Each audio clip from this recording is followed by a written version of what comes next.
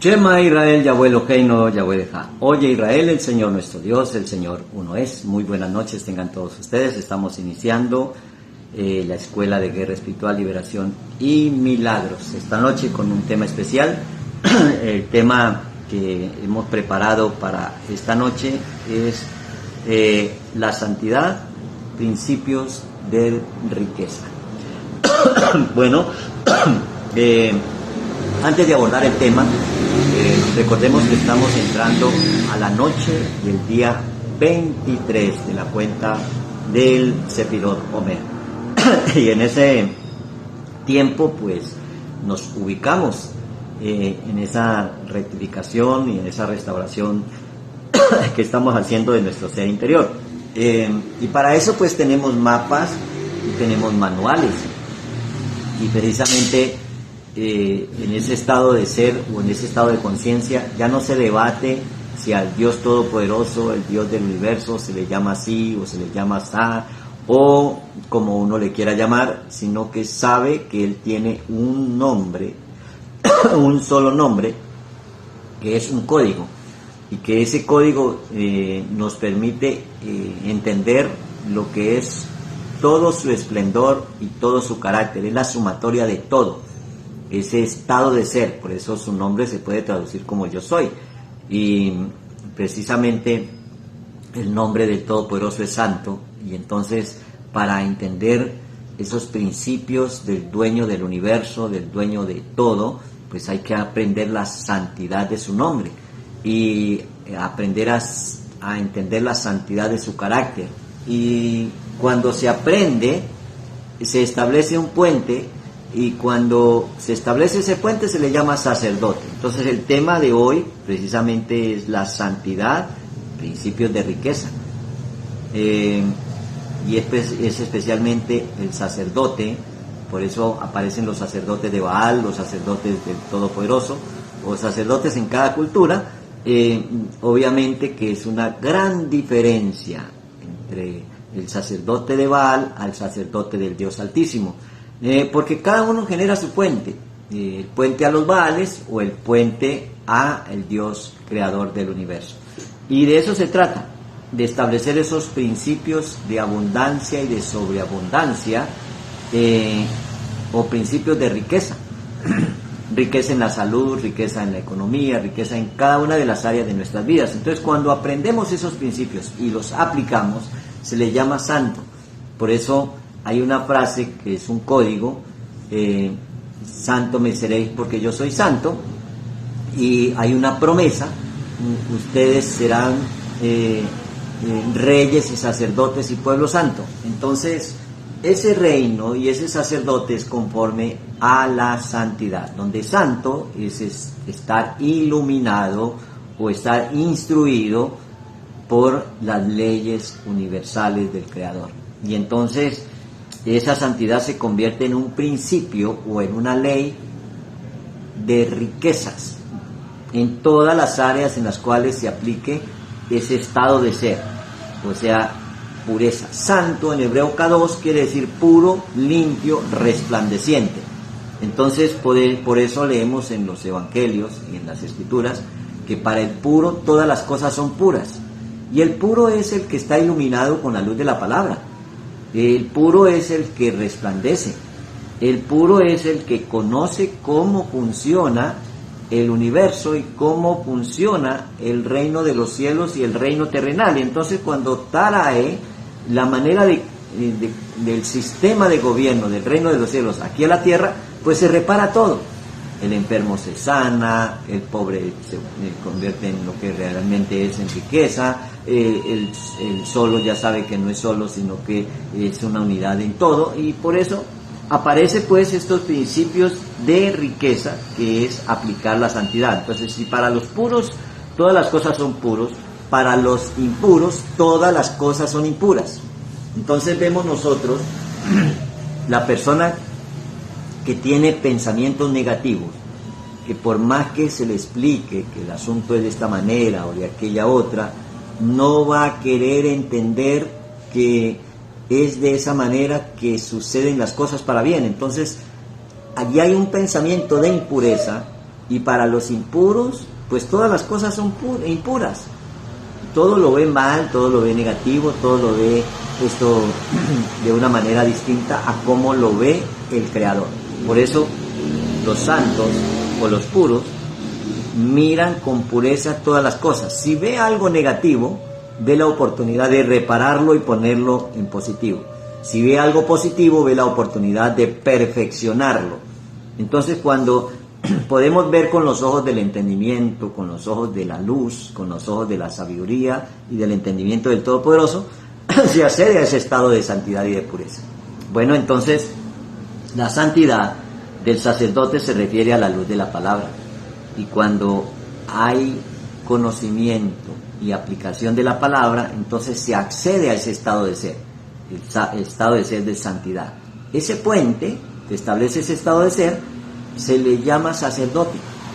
Entonces vemos nosotros en la porción de esta semana, Emor, que el Todopoderoso nos dice cómo el sacerdote no se debe impurificar o contaminar, especialmente con los muertos. Un muerto no es la persona que ya no tiene vida en este mundo. Un muerto es todo aquello que se aplica desde el error. Por eso dice, la paga del pecado o del error es muerte. Entonces todo lo que esté en error está en estado de muerte, está en estado de quietud. Y lo que hace nuestro Mesías es darle vida al muerto. Ya no contaminarse con el muerto, sino darle vida al muerto. Entonces hay una batalla en contra de la negatividad que nos genera impurezas, y precisamente no hay que luchar contra lo negativo, solamente dejarlo ir, porque no nos pertenece, porque no pertenece al mundo de la santidad, al mundo de los reinos superiores. Esa negatividad es del mundo o del reino de los mundos inferiores, lo que se llama en el hebreo Sheol, pobreza, tristeza, enfermedad, dolor, sufrimiento. No es porque la persona sea mala y riqueza, abundancia, salud, no es porque la persona sea buena.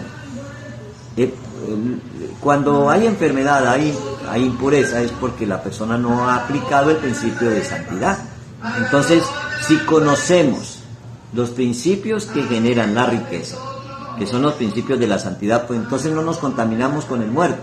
Esa contaminación con el muerto es dejar que en la mente entre ideas que no son del Padre.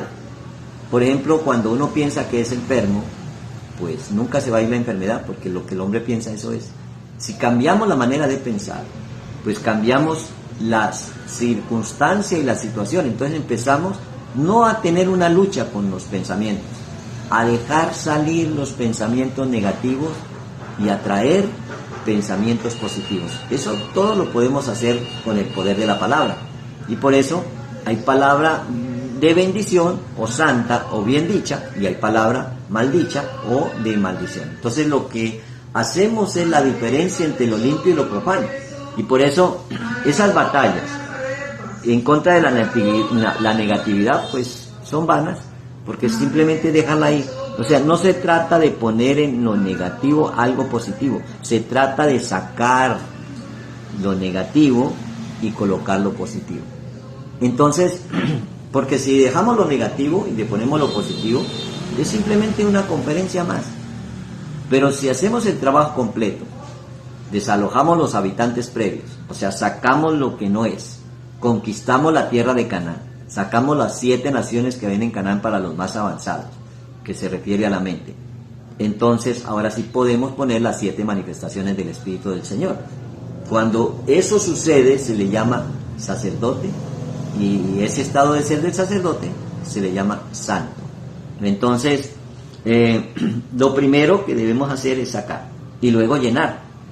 Y por eso en esa llenura del Espíritu, de la plenitud del Todopoderoso, es cuando ya en nuestra mente está sellado las leyes del Creador, los mandamientos, los más llamados mandamientos o los enunciados. Entonces, por eso primero hay que sacar para poder recibir. Es el mismo principio en todo. Si nosotros damos, pues vamos a recibir. Entonces, no se trata de recibir primero y luego dar, se trata de dar para recibir. Porque si somos riqueza, pues damos. Y allí le estamos diciendo al universo que entramos al principio de la santidad. Entonces, por eso aparece la unción del profeta Elías, que es el que restaura todas las cosas como al principio. A eso se le llama la unción del profeta Elías, o la carroza divina, a eso se le llama Merkabah, el Maser Merkabah, el misterio de la carroza divina, o el misterio del altar de Elías. Podríamos traducirlo en un idioma más simple, más fácil de entender. Entonces, para enseñar este principio de la santidad, pues obviamente existen mapas y existen manuales. En el mapa del altar de Elías o de la carroza de Elías, pues hay 4 fases que obedecen a las 4 letras del nombre, que es la fase de la emanación, la fase de la creación, la fase de la formación y la fase de la acción. Ahí estaríamos diciendo Yod, Hei, Vav, Hei. Pero cada fase tiene 10 pasos. Esos 10 pasos serían aplicar los 10 principios o las 10 leyes o los 10 mandamientos. Entonces, por eso los 40 años en el desierto, porque son 10 por 4, 40. Entonces, todo esto ya no es una información histórica, son códigos que si los aplicamos accedemos al estado de ser de santidad. Entonces, tenemos 4 fases en 10 pasos, o 4 letras del nombre del carácter divino, Yod, Hei, Vav, Hei, a las cuales hay que aplicarle los 10 pasos o las 10 leyes, que después, si en un estado de ser de esclavitud o de Egipto, se convierte en plagas. O sea, la ley de la verdad o la ley de los mandamientos se convierten en plagas para los esclavos, para los que están sometidos a la esclavitud. Y es por eso que aparecen las 10 plagas de Egipto. Pero bueno, más allá de todo esto, información, pues no lo tomemos como historia, sino como un código. Y allí viene pues la unción de Elías. Y entonces aparece una historia codificada con el profeta Eliyahu o Elías y una viuda. Aparece en Primera de Reyes, en el capítulo 17, cuando, si lo miramos con una mente terrenal, no entendemos los principios de la santidad ni el sacerdocio, entonces no hay conexión. Entonces vemos que una persona viuda, que solamente tenía un poco de harina y un poco de aceite, y ella creía que no había más, esa era su creencia, que es solamente lo que tenía en lo físico, pero no sabía que no es solamente lo que hay en lo físico, que el principio de la abundancia y de la santidad es dar, porque Dios es un Dios dador y da con alegría, porque Él es amor y Él es alegría, Él es felicidad, y si queremos ser como Él, hay que ser como Él. Entonces, y volvemos a recuperar el estado de ser. Entonces, ese estado de ser, de dar, es el primer estado de la santidad. Entonces dice que ella le responde, vive el Yahweh tu Dios, le responde a Elías, Primera de Reyes 17:12, que no tengo pan cocido, solamente un puñado de harina tengo en la tinaja y un poco de aceite en una vasija. Y ahora recogía 2 leños para entrar y prepararlo para mí y para mis hijos, para que lo comamos y, dice allí la palabra, nos dejemos morir. Entonces, si lo vemos en el estado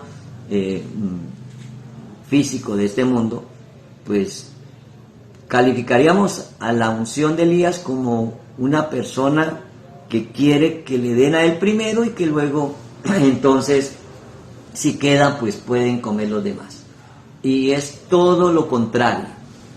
Cuando uno aprende al principio de dar, así sea lo último que tenga, como la viuda que dio las 2 monedas, aparece el verdadero estado de ser. Porque este mundo nos hace creer que somos pobres, que no tenemos y que no hay, y que si se le acaba lo poquito que tiene, entonces se va a morir de hambre. Ese es un pensamiento y un estado de ser, de escasez, de pobreza y de miseria.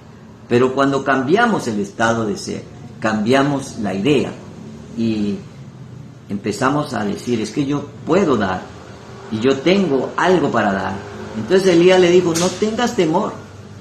O sea, hay miedo de quedarse sin nada, sin darse cuenta que podemos crear todo. Es una cosa es tener harto o mucho y otra cosa es tenerlo todo. Y por eso no tengas temor, ve, haz como has dicho, pero hazme a mí primero de ello una pequeña torta cocida debajo de la ceniza y tráemela, y después harás para ti y para tu hijo. Bueno, entonces le enseña el principio, darle al profeta que trae la unción del Todopoderoso es establecer conexión. Y es por eso que allí el profeta puede ungir al rey, al sacerdote y al profeta. Ese poder está en cada profeta del Todopoderoso. Y en especial, pues, la unción del profeta Elías. Lo que se llama la Merkabah, o la carroza divina, que explicamos que es como el altar de Elías, que tiene esos 10 principios y esas 4 fases. Entonces, no nos vamos a complicar con el mapa de la anatomía del alma, porque eso es un estudio un poco más avanzado y sabemos que tenemos muchas personas que están iniciando esta escuela de guerra espiritual y lo que queremos es establecer el principio de cómo se accede al estado de riqueza o al estado de santidad. Entonces, no tengas temor, ve y haz lo que has dicho, pero hazme a mí primero de ello una pequeña torta. Bueno, porque Yahweh Elohim de Israel, Yahweh el Dios de Israel, ha dicho así. O sea, son palabras del Santo de los Santos, o sea, son palabras santas. Una palabra santa es una luz que resplandece, que es pura. La harina de la tinaja no escaseará, ni el aceite de la vasija disminuirá, hasta el día en que Yahweh haga llover sobre la faz de la tierra. Bueno, toda esta alegoría del sistema climático, de las lluvias torrenciales, de las borrascas, de las inundaciones o de las sequías, son simplemente señales de lo que está pasando en la emoción del ser humano. Las provocamos nosotros mismos. Aquí vemos una viuda y aquí vemos una descripción del entorno que había provocado la viudez y del miedo que había en quedarse sin nada y en morirse de hambre. Cuando quitamos el miedo, le damos espacio a lo que realmente somos, al amor, y el amor vence el temor. Y es por eso que, bueno, ahora vienen las lluvias de bendición. Entonces todo esto lo estamos explicando porque desde el estado de pureza, del deseo de adicción a la luz, del deseo del conocimiento de la luz del Todopoderoso, entonces aparece el mundo venidero o el mundo por venir, o el Olam Jabá, se le llama en el hebreo, y por eso, o el mundo de la eternidad, y ese mundo de la eternidad es el mundo espiritual, el mundo de la conciencia, lo que se llama Biná en el hebreo. Y esa Biná viene por la sabiduría. Cuando la vasija se llena de sabiduría, de la luz de la palabra, a esa vasija se le llama Biná. Y entonces Biná es como la mente embarazada de la palabra. O Biná es como la mujer embarazada sin haber tenido relaciones íntimas. Porque no se estaba hablando de una señora o de una muchacha, se estaba hablando de un estado de ser. De una mente que ha sido preparada para recibir la luz de la palabra. A eso es lo que se le llama Biná. Y desde ese estado de ser, todo lo de ahí hacia abajo está disponible. Por eso es la misma economía, es la misma casa, es la misma familia, es la misma esposa, pero visto desde arriba, visto desde Biná. Por eso, cuando uno ve las cosas de una manera distinta, allí todo es uno. Y entonces aparece el conocimiento. Y es allí donde se manifiesta lo bueno o lo malo. Lo malo si te inclinas a la izquierda y lo bueno si te inclinas a la derecha. Lo malo si te inclinas a lo que se llama el deseo de recibir y lo bueno si te inclinas a lo que se llama el deseo de dar. Entonces ahora este deseo es moldeado para dar, y cuando uno inicia dando, inicia por el lado derecho, y eso es lo que Él está esperando. Jesús está sentado a la diestra esperando que pongan nuestros enemigos bajo el estrado de tus pies. Si todo lo hacemos con amor y con el deseo de dar esa luz de la palabra, pues podemos recibir del reino de los cielos todo lo que se requiere para sanar, para prosperar, para curar, para hacer cosas que en este mundo son imposibles, porque se accede al mundo de la santidad. Entonces allí ya no nos contaminamos con el muerto. Contaminarse con el muerto es creerle a la pobreza. Contaminarse con el muerto es creerle a la enfermedad. Contaminarse con el muerto es creerle a la soledad o a la tristeza. Ahora, el no dejarse contaminar es estar siempre alegre, es saber que somos sanidad, es saber que somos autoridad y poder. Entonces, pues ese deseo que movemos desde el lado derecho, que se le llama conocimiento o da'at, es donde se manifiesta lo bueno o lo malo, de acuerdo a la intención y al deseo que tengamos. Si tenemos deseo de dar de lo que hemos recibido, pues estamos al lado derecho. Entonces, ¿eso cómo se hace? Primero, despojándonos desde medir la vida que tenemos desde las propiedades o desde las cosas que tenemos. ¿Qué estaba midiendo la viuda? Que tenía un poco de aceite y un poco de harina. Allí se estaba midiendo desde lo que tiene, desde lo que tenemos, y no desde lo que somos. Si somos luz, si somos autoridad, si somos poder, si somos hijos del Creador, o sea que somos co-creadores, entonces somos algo distinto a la escasez, porque podemos crear, y desafortunadamente el don no se pierde. Lo que se le da es mal uso, porque creamos enfermedades, creamos deudas, creamos esclavitud, y nos olvidamos de que somos co-creadores conforme al modelo que se nos dio allá en el monte Sinaí. Si tomamos otro modelo, pues entonces aparece el caos, aparece pues los problemas y las dificultades. Entonces es aprender a vivir en santidad. Una vida en santidad es una vida en obediencia a los principios establecidos por el Creador, o sea, guardando sus leyes. Aprender a vivir en santidad es borrar la mentira, borrar el error, o borrar lo que se establece como un código, las memorias de Amalek, de generación en generación. Hay unas memorias que van en nuestro ADN, que las escrituras llaman Amalek, Am, pueblo, Melek, reina, y son memorias de los estados de ser de nuestros ancestros desde Adán, en que se le olvidó que habían principios establecidos en el Edén y los infringió. Entonces fue expulsado y todo lo que ya conocemos.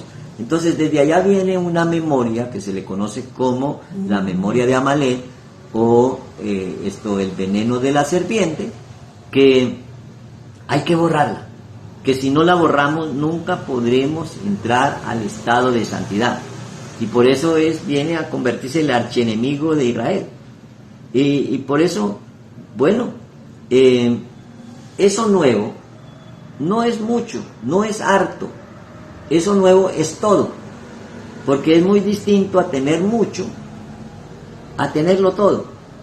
Es muy diferente que nuestro sustento sea por el sueldo, por la pensión, por el negocio, por la empresa, que se puede acabar, como el aceite y la harina de la viuda, a que nuestro sustento sea del mundo del infinito, porque el mundo del infinito es infinito. Por eso el aceite no cesó, y por eso dijo: traiga las vasijas, todas las vasijas que pueda, tráigalas. Se agotaron las vasijas, mas el aceite no se agotó. Entonces, si tenemos una mente dispuesta, la unción del Mesías va a llenar esa mente de poder, de riqueza, de abundancia, de santidad, de seguridad, de certeza. Y allí nos podemos enfrentar a cualquier problema que tengamos en el mundo exterior, porque llevamos la riqueza y el poder en el mundo interior. Y entonces, ahora, con una sola palabra, pues el siervo se va a sanar. Ahora entonces, el canal físico, o sea, el trabajo, el negocio, la empresa, la pensión, bueno, o lo que llega de la ayuda familiar, pueden fallar. Entonces llega la ruina, llega la miseria. Ahora, si los canales en el cual nuestro sustento se está recibiendo desde el infinito, pues siempre habrá abundancia, porque son infinitos. ¿Por qué son infinitos? Porque son del Todopoderoso. ¿De dónde vendrá mi socorro? Mi socorro viene de Yahweh, Creador de los cielos y de la tierra. Entonces esos son los canales infinitos. Y aprender a vivir en santidad, y por eso esa vida en santidad es una vida pensando, sintiendo, declarando que lo tenemos todo. Y por eso, entonces, es necesario que nos detengamos a pensar si estamos viviendo una vida afortunada o desafortunada. Una vida afortunada es una vida que se vive aplicando los principios del reino. Una vida desafortunada es la cual se aplican otros principios y otras leyes que se le conoce como el reino de Amalek. Entonces, allí está la bendición o la maldición. Dos opciones en este mundo. Entonces, conectar el alma con la situación, con cada dificultad o con cada éxito, para repararla o para motivar de acuerdo a lo que el espejo de este mundo te esté mostrando. Si estamos viendo en nuestro entorno, que no es un entorno, es un espejo, escasez, pobreza, deuda, ruina, enfermedad, ahora ese espejo me está mostrando lo que debo reparar dentro. Por eso tengo que quitar la energía, la emoción, la energía que le estoy poniendo en movimiento, de pensar, de creer que la enfermedad no tiene cura o que la deuda es impagable. Si no quito esa energía, no puedo entrar al mundo de la santidad, no puedo entrar al mundo de la abundancia, no puedo entrar al carácter del Creador. Entonces, de lo que se trata es quitar y poner. De lo que se trata es vaciarnos de lo que no es y poner lo que es. Y por eso, esa es la labor del profeta. Entonces, viene una cosecha, y esa cosecha está lista, y uno diría, pero ¿por qué? Si estamos atando las gavillas, si estamos aprendiendo a cosechar, a ser obrero de la viña del Todopoderoso, y ahora viene nuestro Mesías y dice, faltan 4 meses para la siega, pero yo os digo que la cosecha está lista. Entonces Joel o Joel, el profeta, había dicho, bueno, ustedes van a tener que ir al valle de la decisión. Y en ese valle de la decisión, pues la cosecha está lista. Y está lista porque hay mucha maldad en el mundo. Entonces, ¿cuándo es el tiempo de cosechar? El tiempo de cosechar no es necesariamente el tiempo pues de abundancia y de sobreabundancia en una cosecha del común, cuando las vacas están gordas o las espigas están rebosantes y llenas de trigo. El tiempo de cosecha es cuando la maldad en el mundo se multiplica, porque es allí donde nosotros podemos aprender a atar las gavillas. Por ejemplo, estamos en el día 23, en la noche del día 23 de la cuenta de las gavillas. Y es allí donde viene el aplicar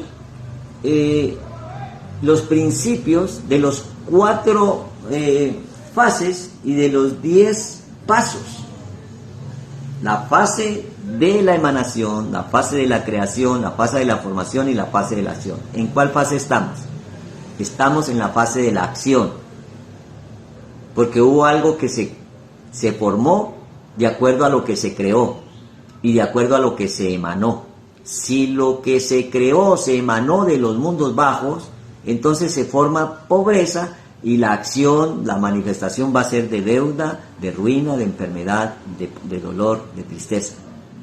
Es tiempo de cambiar, es tiempo de formar conforme la idea del Creador, que tiene pensamientos de bien y no de mal.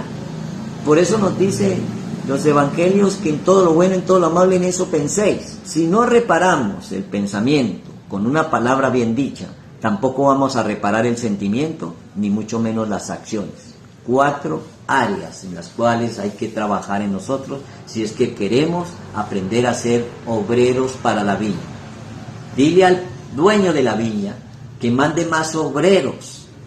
Bueno, ¿cómo nos preparamos para ser obreros? Aquí viene el estado de santidad o el estado de un obrero acto que sabe atar los manojos y sabe almacenar el trigo y sabe sacar y diferenciar el trigo de la cizaña, o sea, los pensamientos de bien y los pensamientos de mal, porque a lo malo le llamaron bueno y a lo bueno le llamaron malo.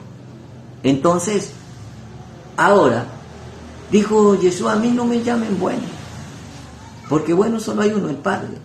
Ahora, ¿quién es Jesús? El justo. ¿Y qué nos da? Su justicia, su equilibrio. Si aprendemos a ser justos, aprendemos a vivir en santidad y en abundancia y en sobreabundancia en todo lo bueno, en todo lo amable, en todo lo de buen nombre.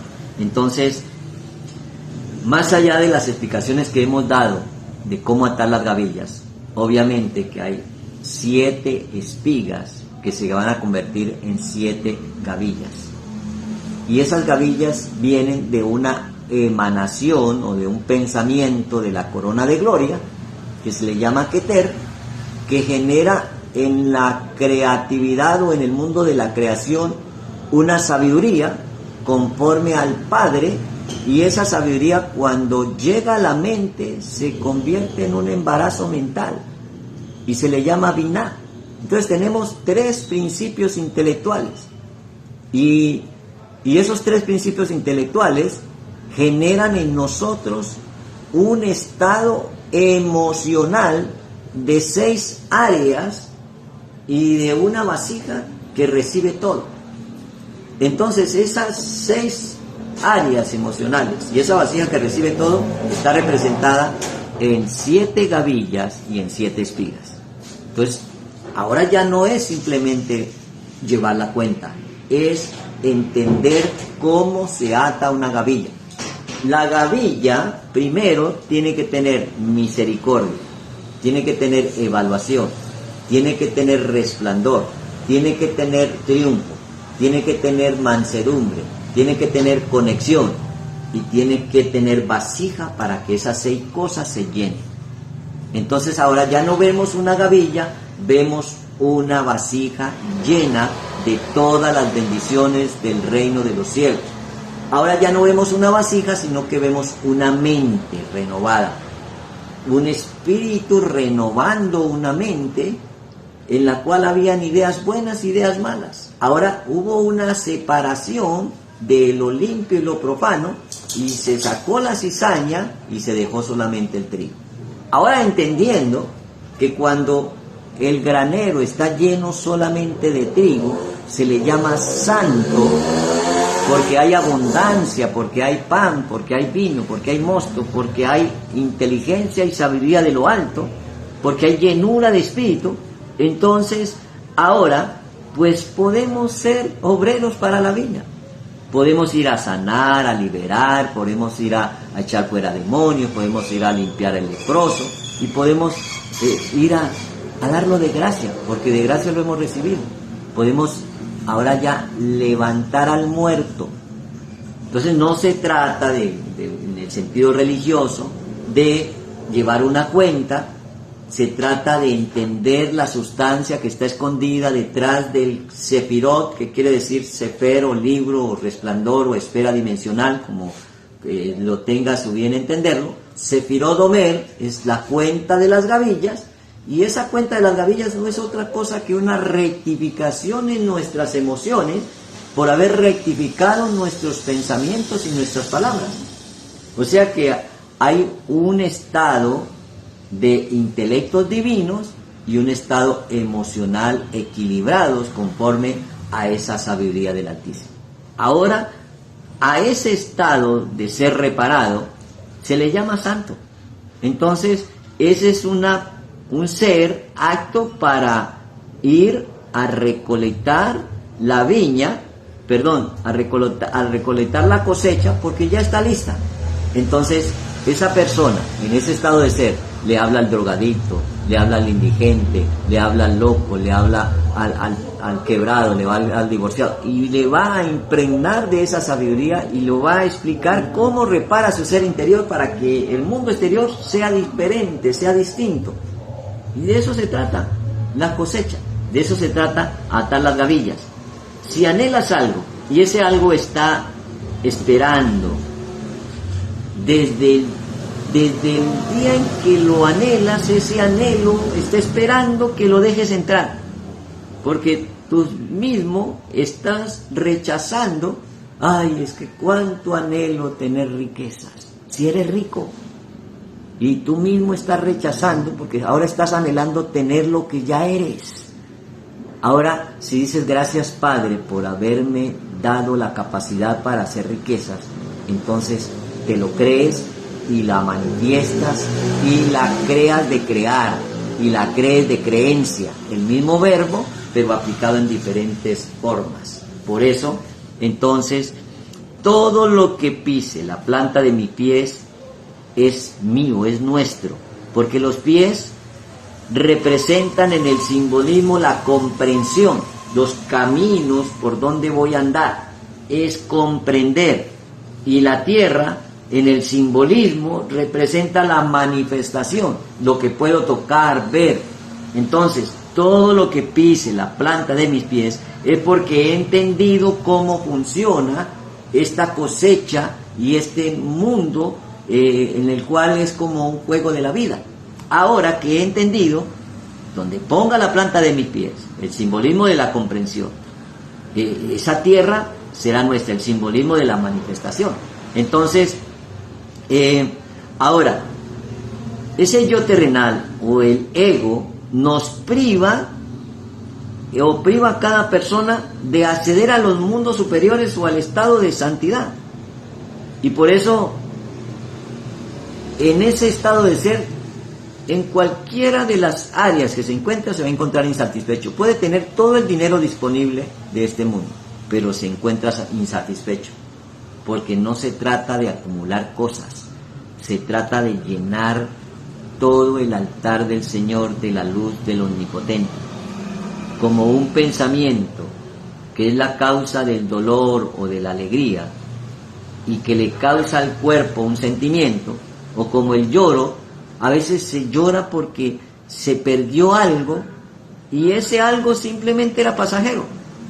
Por eso deberíamos de llorar, sí, pero solo de alegría, porque el lloro es una emoción y esa emoción debe ser de alegría. Y claro, podemos llorar de alegría y lo hemos hecho y lo hemos practicado, pero entonces convertimos el lamento en danza. Entonces la capacidad para acceder a esa información que está detrás de toda cosa creada, está en una sustancia, está en una manera de energía o de espíritu que se le llaman malá o ángeles.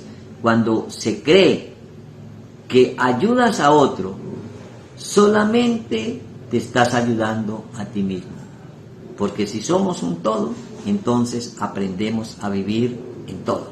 Y por eso el deseo puro es el deseo de dejarnos llenar de la luz del Omnipotente.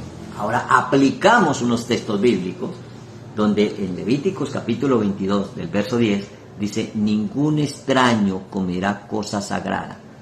¿Qué es un extraño? Un extraño es el que no es consciente de lo limpio, de lo sagrado que es el pensamiento del Creador. El huésped del sacerdote y el jornalero no comerán cosas sagradas, mas cuando el sacerdote comprare algún esclavo por dinero, éste podrá comer de ella, así como también el nacido en su casa podrá comer de su alimento. ¿Cuál es el nacido en la casa? No es el nacido en una casa física. Una casa es un estado de ser, es una manera de vivir, es una manera de reinar, un malhut, un reino. Entonces cuando se vive en la tierra como se vive en los cielos, sabemos y entendemos que lo tenemos todo. Bueno, y por eso aparecen los panes de la preposición. 12 panes conforme a las 12 tribus y 12 tribus conforme a las 12 bendiciones. Que al reunirlas en esas dos filas era lo que se compartía en el Shabbat. Porque tenemos 12 meses del año para rectificarlos y cuando lo hacemos entramos en el reposo. Ahora se manifiesta en nosotros Yeshua. Y Yeshua es la manifestación de toda la santidad, de toda la riqueza y de todo el poder del Padre. Si Yeshua está en ti, entonces todo lo podemos porque Él es quien nos fortalece. Entendiendo que Yeshua es la luz, que es el camino, que es la verdad, que es el pan de vida, que es no solamente esa unción que nos hace de la tribu de Judá, de la tribu de Efraín, de la tribu de Manaché, sino que nos hace de todas las 12 tribus, y a eso se le llama Israel. Alguien dijo, creer que el Israel que hoy estamos viendo es el Israel que nos habla las Escrituras, es como creer que todos los que se llaman Jesús son el Cristo.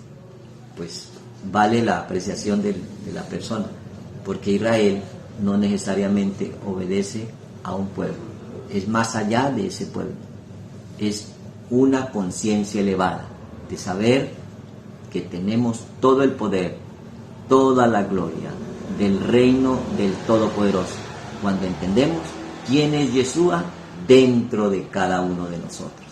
Si su nombre es santo y Él está en mí, pues en mí hay santidad. Y santidad no conforme el concepto que teníamos de ser santo. Santidad es el concepto de resplandecer, de tener la respuesta a todo, porque no nos la inventamos nosotros, la hemos escudriñado y estudiado a través de la Torá, a través de la instrucción para la vida. Por eso la Torá es santa y por eso es como el pan de vida. Y cuando accedemos a ella y comemos de ese pan, entonces entendemos por qué se multiplicaron los panes y los peces. Que tengas una buena noche y puedas practicar y practicar y practicar. Y puedas manifestar cada cosa que está disponible para este tiempo de las gavillas, de atar la cosecha y guardarla en el granero. Laila Tov, buena noche, Leitadot, nos vemos luego.